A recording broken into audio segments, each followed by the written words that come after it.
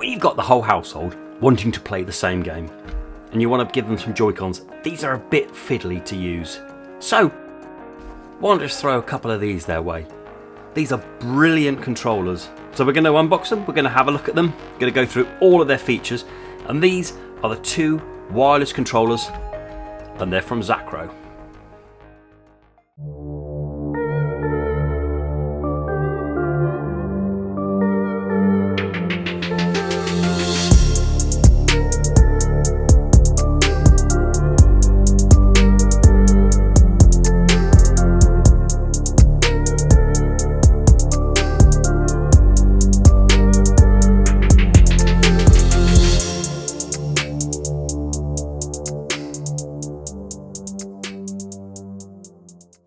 Hello and welcome along, and as we said in the introduction, we're going to be looking at these today. So we're going to unbox and we're going to go through these. This is a pair of wireless controllers from Zacro, and I think if you're going to need some extra controllers and these fit your situation, I think these are absolutely fantastic. So we're going to unbox them, we're going to go through them, I'm going to go through these, all the features of them and why you might need these. Okay, so generally when you're playing and you have people around and you're playing things like kind of Mario Party and stuff, and you give someone a Joy-Con to play with, this is too much. This is too much for me to play with like this. I can't deal with that. So you might get yourself one of these, and all this does is just that slots in there, and it makes it a little bit easier because it makes it a little bit gripping on there.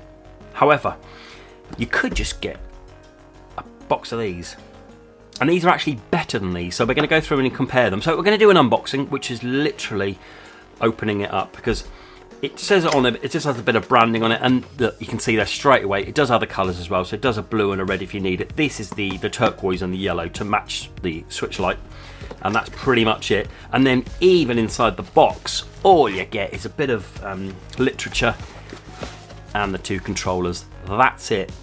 To note, you do not get a USB cable. It takes USB Type-C. I've got one ready to go, but you don't get one with it. So just to note, if you are going to get these, you're going to need a USB Type-C cable. Okay, so here they are. Here's both of them, and first impressions are they've nailed the colours. Okay, I haven't got a yellow switch light, I've only got a turquoise switch light, but the colour is spot on for that. And here they are. So as you can see, the difference is that it doesn't have two joysticks. I'll go over that in a minute, and how you can actually use the right joystick for this, and it doesn't have a D-pad. You can again use the D-pad, but I'll explain all that in a minute. So going over, you have your one joystick, you have your plus and your minus key, then you have the home button, ZL and ZR. Okay, so you have your four triggers, two here and two here, X, Y, A and B. So if you're using a game, you can use ZL and ZR here. With this, you've only got the two here, SL and SR. You haven't got anything else at all, so you have them there. On here you've got the four LEDs, and it will tell you whether it's connected to 1, 2, 3 and 4, and then if we plug it in and start charging it, it will flash when it's charging. If it's not connected to anything, it will flash with the 4. If it's connected to 1, it will just flash 1. If it's connected to number 2, it will just flash 2, and so on until it's fully charged. And speaking of the battery, it lasts about 5 to 6 hours, which is about right. I've actually got a little bit more than 5 hours. So you're going to get, I'd say, 6 hours on this, on only a couple of hours charge. So it's really good. And then on the top there, as you said there, it's got the USB Type-C connection on there. Okay, what I want to do as well, just to show you how small they are, is we're going to get them weighed. So let's weigh them.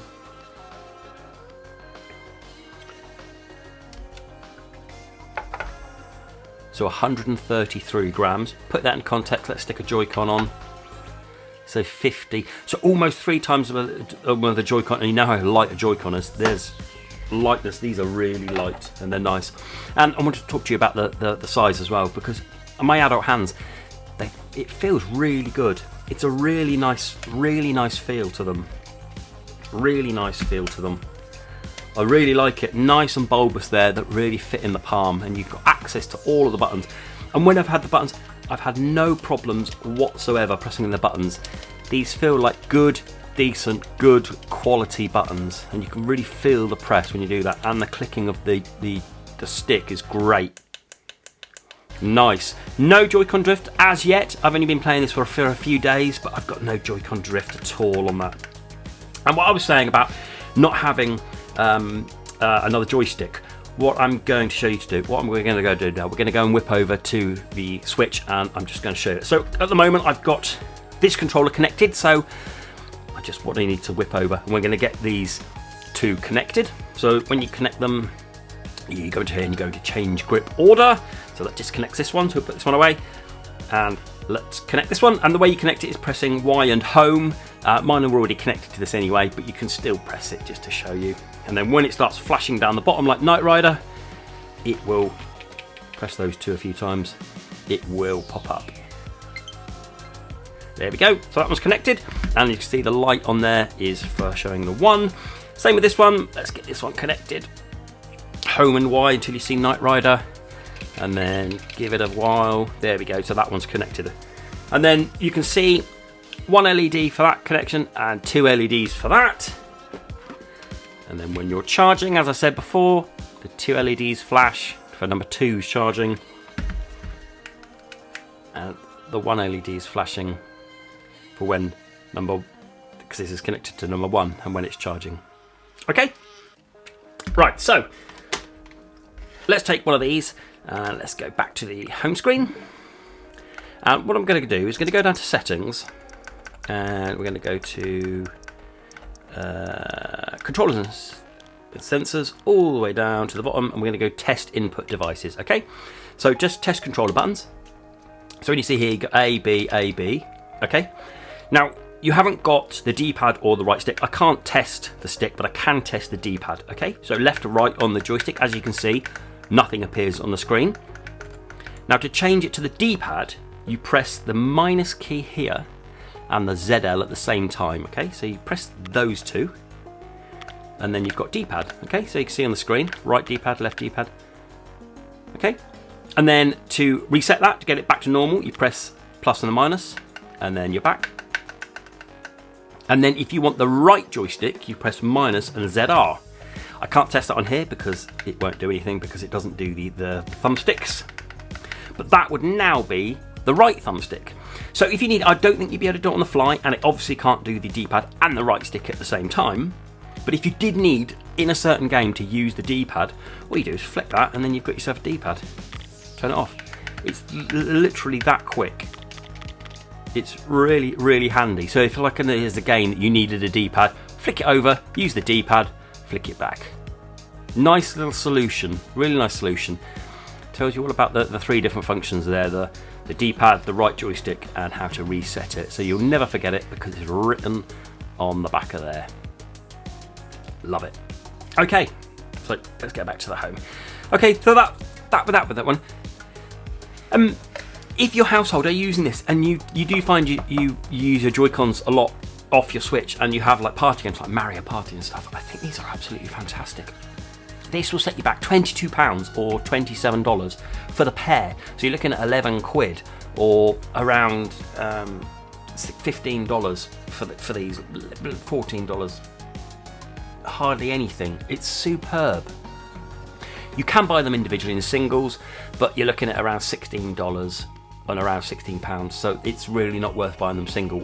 You better buy them as a pair because they get cheaper. They do work with the Switch and the Switch Lite. You just pair it up with the Switch Lite as you would with the Switch, but if there's going to be more than 2 of you playing on a Switch screen, I'm not sure how useful that's going to be on a Switch Lite. You're all going to be staring at the one screen, whereas you can have it docked on the Switch, which you want. It has gyro and it has rumble, which is fantastic.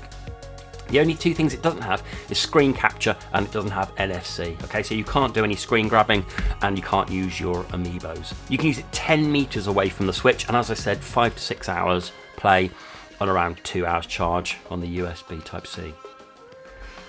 I'm really impressed with these, and I think as well, you don't need to be too precious around these because they're really built superbly. They feel great, and they're going to take a drop or 2, no doubt about it. So you're going to be handing these out to your family, not having to give them giving them your precious controller. Please take this, but please be careful with it. No, just take one of them. Brilliant. Okay, lovely. What I'm going to do is I'm going to leave a link below where you can get hold of these. Go and have a look at them, because I think these are absolutely brilliant. Please do stick a thumbs up. Do subscribe around here if you're new, because it would help out the channel massively. I hope you like these. I'm really pleased with my purchase. Really pleased with them. Okay, that's it then. I've been Console and Tech Accessories, and until the next video. Bye-bye.